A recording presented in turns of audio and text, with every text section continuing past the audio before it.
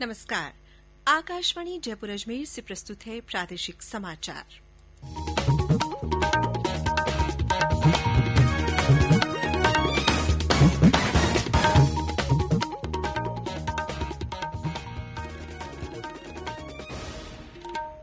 मुख्य समाचार। प्रधानमंत्री नरेंद्र मोदी ने आयुर्वेद को आधुनिक ज्ञान विज्ञान से जोड़ने की आवश्यकता पर दिया बल। जयपुर के आयुर्वेद संस्थान को मिला मानद विश्वविद्यालय का दर्जा। देश में कोविड महामारी से स्वस्थ होने की दर करीब 93% हुई। राज्य में सक्रिय मरीजों की संख्या 17,000 के पार। प्रदेश में भ्रष्टाचार के खिलाफ एसीबी की व्यापक मुहिम के तहत 3 कार्रवाइयों में लाखों रुपए की अवैध राशि जब्त। धनतेरस के साथ दीपोत्सव की शुरुआत, बाजारों में रौनक लौटने से कारोबारियों में उत्साह। और प्रदेश में हल्की सर्दी का असर, माउंट आबू में न्यूनतम तापमान 5.2 डिग्री सेल्सियस हुआ दर्ज।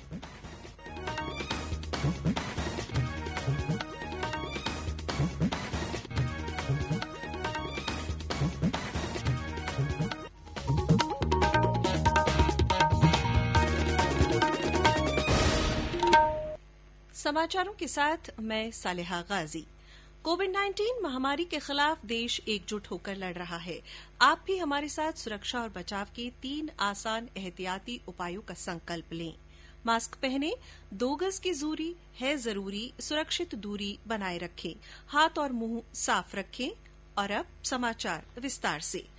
प्रधानमंत्री नरेंद्र मोदी ने कहा है कि मानव कल्याण को आयुर्वेद पूरी तरह समर्पित है। ये भारत की विरासत है। आयुर्वेद दिवस के अवसर पर आज प्रधानमंत्री ने जयपुर के राष्ट्रीय आयुर्वेदिक संस्थान को मानद विश्वविद्यालय का दर्जा दिया। इससे 175 वर्ष पुराने इस संस्थान को शैक्षिक स्वायत्तता प्राप्त होगी, जिससे आयुर्वेद के विकास को बढ़ावा मिलेगा। प्रधानमंत्री ने गुजरात के जामनगर स्थित आयुर्वेद विश्वविद्यालय को भी राष्ट्रीय महत्व वाले संस्थान का दर्जा दिया। इस अवसर पर श्री मोदी ने कहा कि हमारे परंपरागत ज्ञान को अब विदेशों में भी अपनाया जाने लगा है।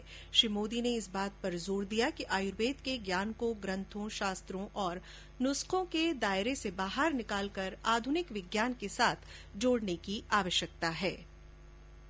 ये हमेशा से एक स्थापित सत्य रहा है कि भारत के पास आरोग्य से जुड़ी कितनी बड़ी विरासत है, लेकिन ये भी उतना ही सही है कि ये ज्ञान ज्यादातर किताबों में, शास्त्रों में रहा है और थोड़ा बहुत दादी नानी के नुस्खों में रहा है। इस ज्ञान को आधुनिक आवश्यकताओं के अनुसार विकसित किया जाना ये बहुत आवश्यक है।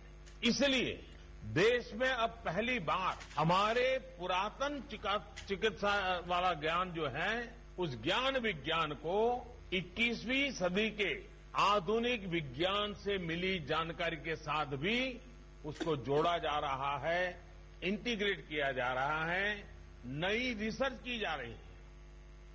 प्रधानमंत्री ने कहा कि विश्व स्वास्थ्य संगठन ने भारत को परंपरागत चिकित्सा पद्धति का वैश्विक केंद्र स्थापित करने के लिए चुना है।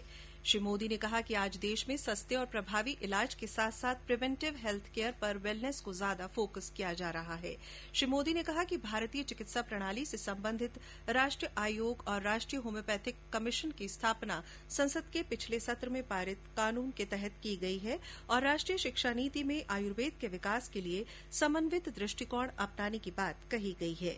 प्रधानमंत्री ने कहा कि राष्ट्रीय शिक्षा नीति के पीछे बुनियादी सोच ये है कि आयुर्वेद शिक्षा के अंतर्गत एलोपैथी के तौर तरीकों का ज्ञान भी अनिवार्य रूप से दिया जाना चाहिए। एनआईए को डीम्ड विश्वविद्यालय बनाए जाने पर राज्यपाल कलराज मिश्र, मुख्यमंत्री अशोक गहलोत ने प्रदेशवासियों को बधाई दी है। इस अवसर पर मुख्यमंत्री ने अपने संबोधन में कहा कि अब ये संस्थान अपनी जरूरत के अनुसार पाठ्यक्रम तैयार कर सकेगा और बेहतर शोध कार्य हो सकेंगे। श्री गहलोत ने राजस्थान को राष्ट्रीय आयुष मिशन के तहत विशेष दर्जा देने की भी मांग रखी। चिकित्सा मंत्री डॉ रघु शर्मा ने भी प्रदेशवासियों को बधाई देते हुए कहा कि राज्य सरकार आयुर्वेद चिकित्सा के विस्तार के लिए प्रतिबद्ध है। जोधपुर में शुरू किए गए आयुर्वेद विश्वविद्यालय में उच्च स्तरीय सेवाएं उपलब्ध करवाई जा रही हैं। हमारे संवाददाता ने बताया कि विश्वविद्यालय के समकक्ष दर्जे वाले जयपुर के राष्ट्रीय आयुर्वेद संस्थान से आयुर्वेद चिकित्सा में शिक्षण, प्रशिक्षण, अनुसंधान और रोगियों की देखभाल के और भी ऊंचे मानदंड कायम होंगे। इससे आयुर्वेद चिकित्सा प्रणाली का वैज्ञानिक तरीके से विकास हो सकेगा। आयुर्वेद के क्षेत्र में लगभग 145 वर्षों की यशस्वी परंपरा से जुड़ा राष्ट्रीय आयुर्वेद संस्थान इस क्षेत्र में काम करने वाला देश का एक शीर्ष संस्थान है। वर्तमान में यह संस्थान डॉक्टर सर्वपल्ली राधाकृष्णन राजस्थान आयुर्वेद विश्वविद्यालय से संबद्ध है। इसके डीम्ड विश्वविद्यालय बनने से आयुर्वेद के क्षेत्र में नए पाठ्यक्रम शुरू किए जा सकेंगे और शोध को बढ़ावा मिलेगा। विश्वविद्यालय बनने के बाद यह संस्थान विदेशी संस्थानों के साथ सामंजस्य बढ़ा सकेगा। इससे स्थानीय स्तर पर आयुर्वेद पर्यटन को बढ़ावा मिलने की भी उम्मीद है। कोविड के समय भी इस संस्थान ने बड़े पैमाने पर आयुर्वेद काढ़ा बनाने और रोगियों की चिकित्सा के क्षेत्र में महत्वपूर्ण कार्य किया है। जितेंद्र द्विवेदी, आकाशवाणी समाचार, जयपुर। देश में कोविड महामारी से स्वस्थ होने की दर लगभग 93% हो गई है। स्वास्थ्य मंत्रालय के अनुसार अब तक देश में 81,15,000 से अधिक कोरोना रोगी स्वस्थ हुए हैं। राज्य में कोरोना संक्रमण के बढ़ते मामलों के कारण 18 दिन बाद कल सक्रिय मरीजों की संख्या 17,000 के पार हो गई। आज प्रदेश में मिले 2,144 नए मामलों के बाद सक्रिय मरीजों की संख्या बढ़कर 17,657 हो गई है। वहीं इस बीमारी से ठीक होने वालों की संख्या 2 लाख से ऊपर हो गई है। जयपुर, जोधपुर, बीकानेर, अलवर और अजमेर कोरोना संक्रमण के हॉटस्पॉट बने हुए हैं। जयपुर में आज 460 लोगों में संक्रमण की पुष्टि हुई। जोधपुर में 328, बीकानेर में 206, अलवर में और अजमेर में 90 नए मरीज सामने आए हैं। पिछले 24 घंटों में 12 लोगों की मृत्यु के साथ प्रदेश में इस बीमारी से अब तक 2044 लोगों की मौत हो चुकी है। राज्य सरकार ने प्रदूषण के कारण कोरोना संक्रमण के मामले बढ़ने की आशंका जताई है। मुख्यमंत्री अशोक गहलोत ने लोगों से पटाखे नहीं चलाने की अपील की है। कोरोना के विरुद्ध चलाए जा रहे जन आंदोलन के तहत वरिष्ठ चिकित्सक डॉक्टर अशोक गोयल ने बताया कि त्योहार के समय पूरी सतर्कता बरते जाने की जरूरत है। कोविड का समय है, भीड़-भाड़ का टाइम है, पर मैं 2-3 चीजें बताना चाहता हूँ। एक तो प्रॉपर डिस्टेंसिंग रखें जितना कर सकते हैं। मार्केट में जाएं तब भी थोड़ा डिस्टेंसिंग रखें, लाइन में लगा के परचेजिंग करें। दूसरा, मास्क जरूर पहने। मास्क में मैं आपको बताना चाहता हूँ, पहले आप कपड़े का मास्क पहने और फिर एक 95 मास्क पहने। 2 यदि मास्क आप पहनते तो उससे करीब 98% इन्फेक्शन चांसेज नहीं है। और जब भी आप घर पर वापस आए उस समय अपने हाथ मुंह धोएं इस तरह से, पॉसिबल हो तो नहा लें ताकि इन्फेक्शन घर वालों को नहीं करे। जिस घर में बुजुर्ग लोग हैं उनका विशेष ख्याल रखें।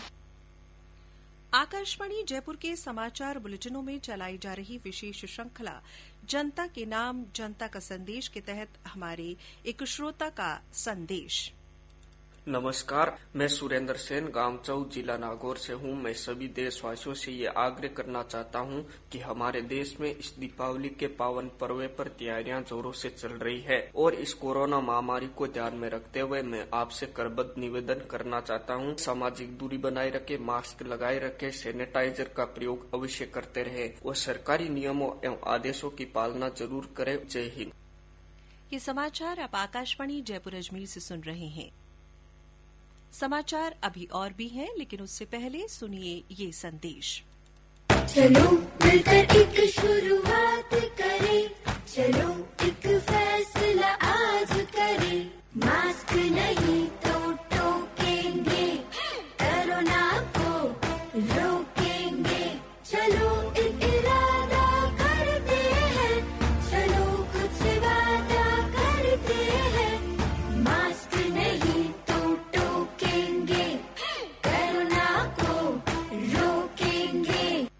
प्रदेश में भ्रष्टाचार के खिलाफ एसीबी द्वारा चलाई जा रही व्यापक मुहिम के तहत 3 अलग अलग कार्रवाई में लाखों रुपए की अवैध राशि जब्त की गई है। भ्रष्टाचार निरोधक ब्यूरो ने आज कार्रवाई करते हुए चिड़ावा नगर पालिका के मुख्य कार्यकारी अधिकारी अनिल कुमार को 3 लाख रुपए की रिश्वत लेते हुए गिरफ्तार किया। ब्यूरो के अनुसार ये राशि 2 भूखंडों के पट्टे जारी करने के एवज में मांगी गई थी। वहीं डूंगरपुर में परिवहन विभाग के उप निरीक्षक, उड़न दस्ते के गार्ड और दलाल को करीब 2.25 लाख रुपए की रिश्वत लेते हुए गिरफ्तार किया गया। जिले के रतनपुर पोस्ट में अवैध वसूली की शिकायत मिलने के बाद एसीबी ने ये कार्रवाई की। वहीं एक अन्य कार्रवाई में ब्यूरो के दल ने झालावाड़ जिले के झालरापाटन नगरपालिका का औचक निरीक्षण कर अधिशासी अधिकारी सुमेर सिंह को 1,34,000 रूपये की रिश्वत लेते हुए जब्त किया। इस राशि को प्रदेश भाजपा अध्यक्ष सतीश पूनिया ने शिक्षा मंत्री गोविंद सिंह डोटासरा को पत्र लिखकर शिक्षक भर्ती 2018 की प्रतीक्षा सूची जारी करने की मांग की है। उन्होंने कहा कि वर्ष 2018 में प्रथम और द्वितीय स्तर पर शेष रहे पदों पर प्रतीक्षा सूची अभी तक जारी नहीं की गई है। प्रदेश के युवाओं के हित को ध्यान में रखते हुए इसे शीघ्र जारी किया जाए। प्रदेश में आज धन त्रयोदशी यानी धनतेरस का पर्व मनाया जा रहा है। इसे दीपोत्सव की शुरुआत माना जाता है। कार्तिक मास के कृष्ण पक्ष की त्रयोदशी तिथि को धनतेरस के रूप में मनाया जाता है। इस दिन भगवान धनवंतरी की पूजा अर्चना की जाती है। भगवान धनवंतरी के साथ कुबेर की आराधना भी की जाती है। वर्ष 2016 से हर वर्ष धनवंतरी जयंती के अवसर पर आयुर्वेद दिवस भी मनाया जाता है। धनवंतरी जयंती के अवसर पर आज प्रदेश भर में विभिन्न कार्यक्रम हुए। इस मौके पर सवाईमाधोपुर में गोष्ठी का आयोजन किया गया। बूंदी के राजकीय आयुर्वेदिक चिकित्सालय में काढ़ा वितरित किया गया। राज्यपाल कलराज मिश्र, मुख्यमंत्री अशोक गहलोत और विधानसभा अध्यक्ष डॉ सीपी जोशी ने प्रदेशवासियों को दीपोत्सव की शुभकामनाएं और बधाइयां दी हैं। राज्यपाल ने धनतेरस, रूप चतुर्दशी, दीपावली, गोवर्धन पूजा, अन्नकूट उत्सव और भाई दूज की मंगल कामनाएं देते हुए प्रदेशवासियों के खुशहाली की कामना की है। वहीं श्री मिश्र ने कोविड के विकट समय में आमजन से पटाखों से दूरी बनाए रखने की भी अपील की है।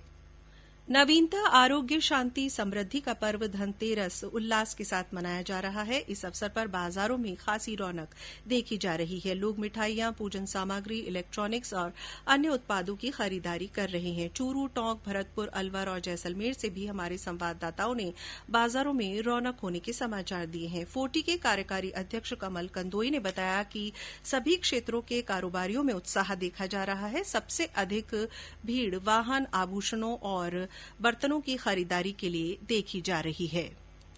अभी कोरोना के बाद में बाजार के सेंटिमेंट 1-2 महीने से काफी ठीक लग रहे हैं। इलेक्ट्रॉनिक सेगमेंट है, ऑटोमोबाइल सेगमेंट है, ज्वेलरी सेगमेंट है, करीब करीब सारे सेगमेंट उठे हैं। मैं ये सोच रहा हूँ जैसे इलेक्ट्रॉनिक्स के अंदर या कंज्यूमर ड्यूरेबल्स के अंदर स्कीम्स बहुत अच्छी आई है, कैशबैक्स बहुत अच्छे आए हैं, ऑटोमोबाइल में भी बहुत अच्छी डिमांड बाजार में आई है। तो इसका कारण मैं सोचता हूँ लोग पब्लिक ट्रांसपोर्ट से तो थोड़ा सा बहुत झिझक महसूस कर रहे हैं, उसका भी एक कारण होगा। तो इसलिए मार्केट के सेंटिमेंट 5-6 दिन से ठीक चल रहे हैं। आफ्टर कोविड के बाद में ऐसा लग नहीं रहा था इतनी जल्दी बाजार थोड़ा सा सही हो जाएगा, लेकिन मार्केट के सेंटिमेंट मैं टोटली में कहूंगा तो पॉजिटिव नजर आ रहे हैं।